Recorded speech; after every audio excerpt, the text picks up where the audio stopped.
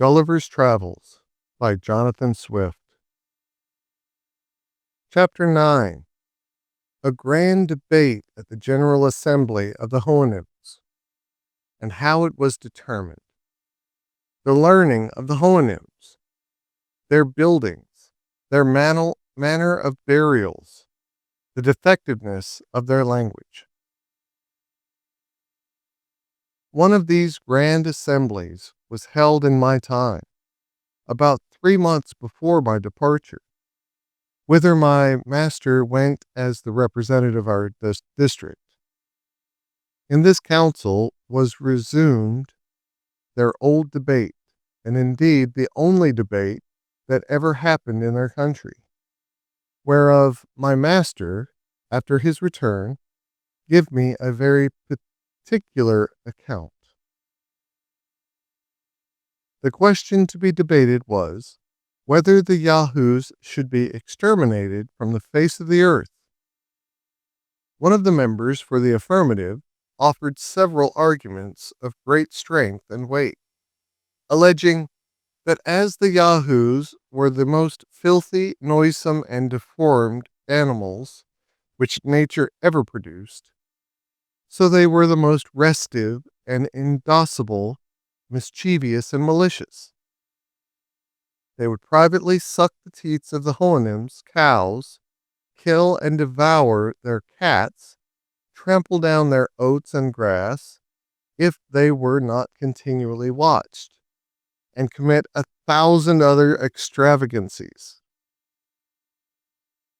He took notice of a general tradition. The Yahoos had not been always in their country, but that many ages ago, 2 of these brutes appeared together upon a mountain, whether produced by the heat of the sun upon corrupted mud and slime, or from the ooze and froth of the sea, was never known. That these Yahoos engendered, and their brood in a short time grew so numerous as to overrun and infest the whole nation. That the Houyhnhnms, to get rid of this evil, made a general hunting, and at last enclosed the whole herd.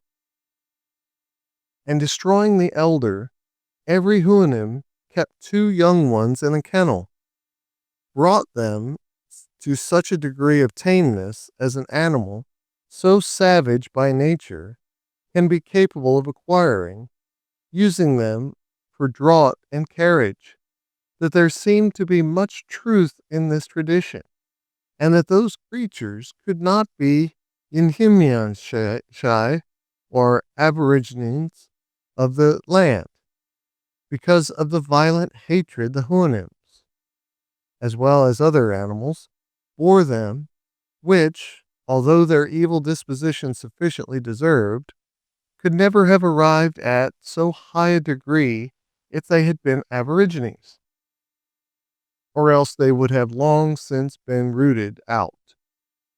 That the inhabitants, taking a fancy to use the service of the Yahoos, had very imprudently neglected to cultivate the breed of asses, which are a comely animal, easily kept, more tame and orderly, without any offensive smell, strong enough for labor, although they yield to the other in agility of body, and if their braying be no agreeable sound, it is far preferable to the horrible howlings of the Yahoos.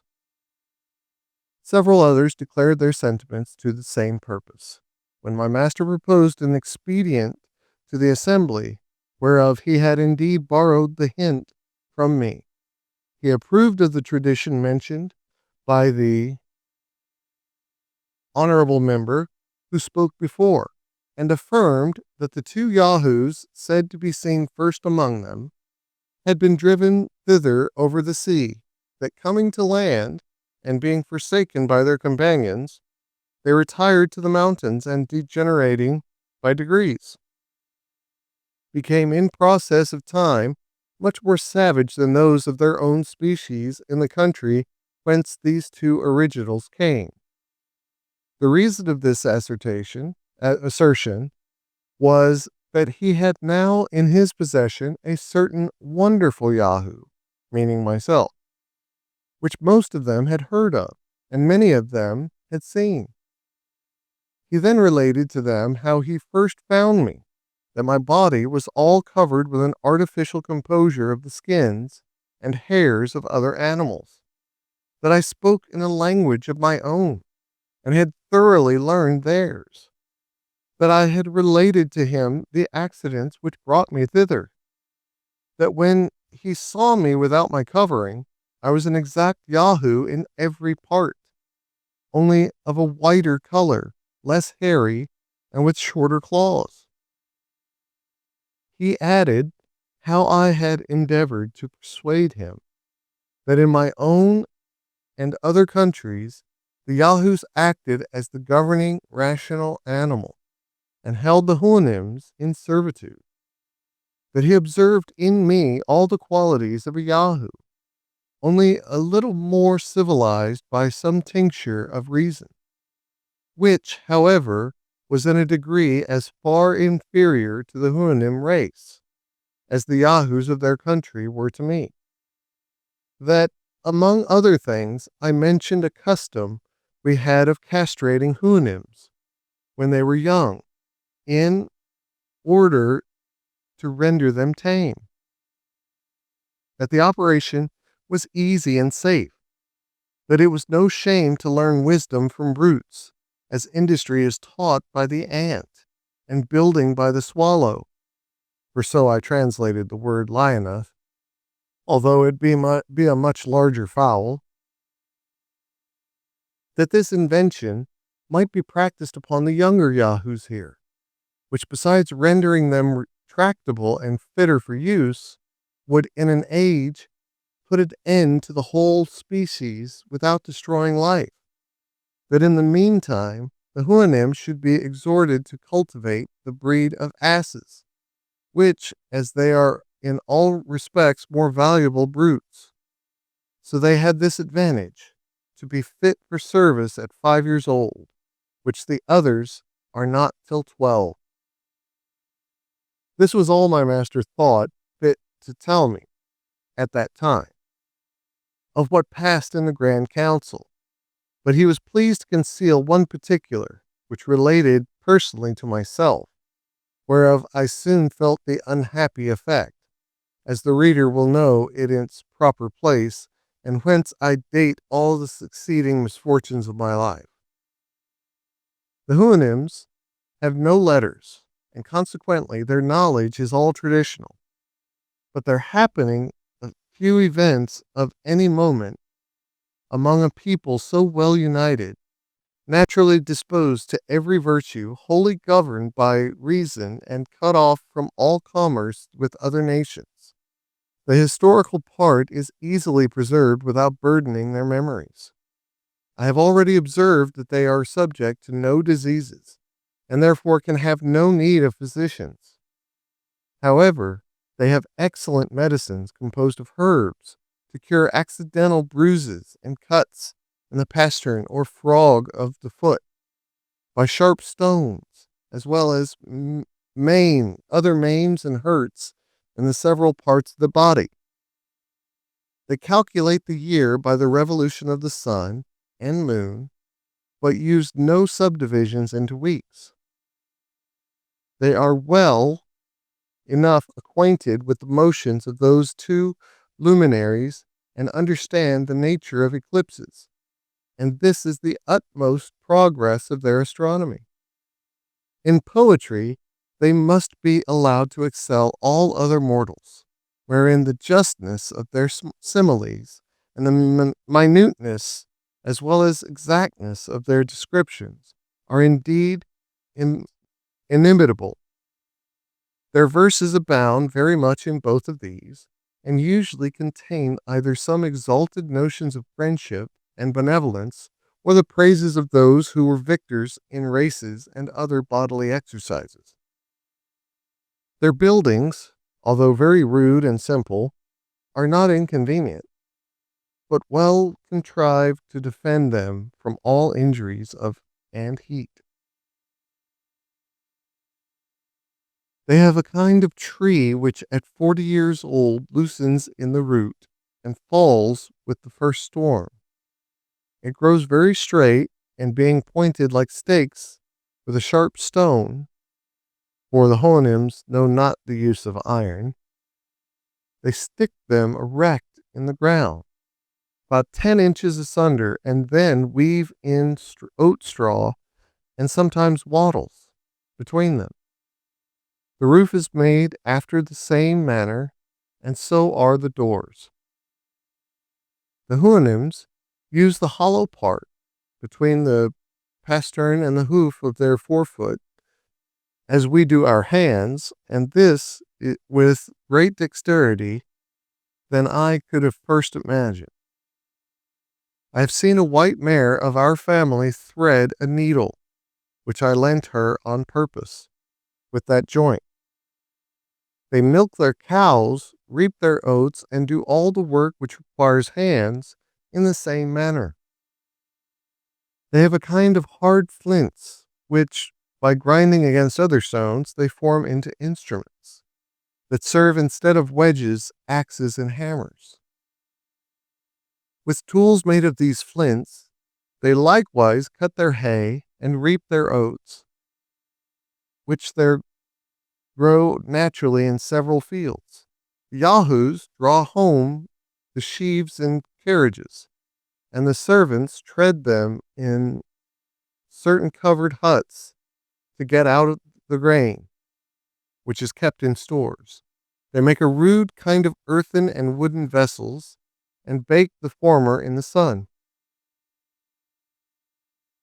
If they can avoid casualties, they die only of old age, and are buried in the obscurest places that can be found. Their friends and relations expressing neither joy nor grief at their departure.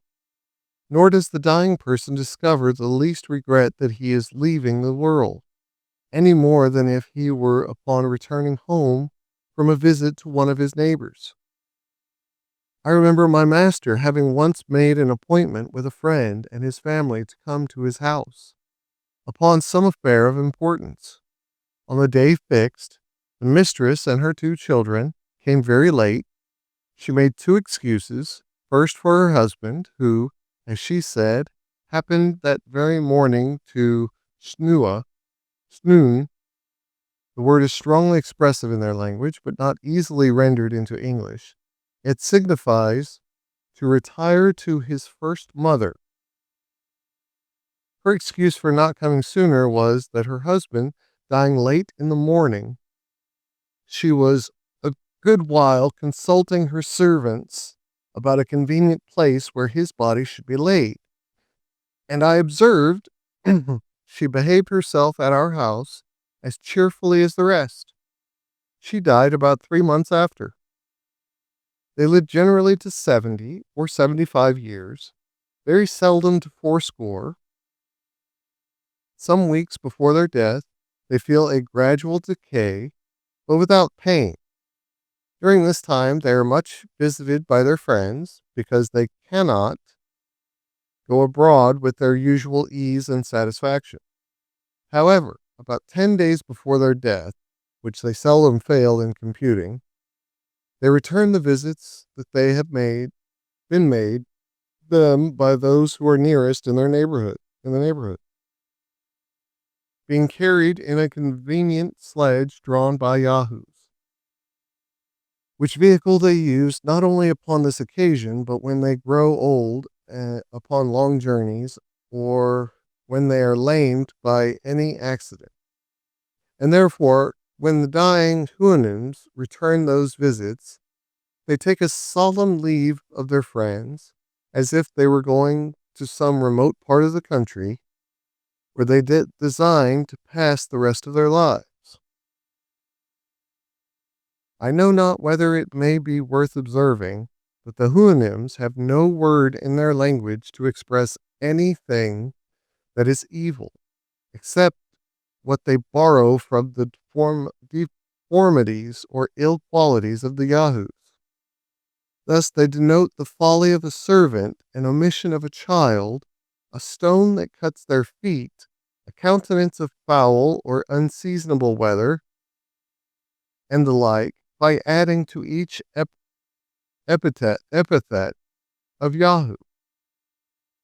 For instance, Yahoo, Houyhnhnms Yahoo, Houyhnhnms Yahoo, and an ill-contrived house Yahoo.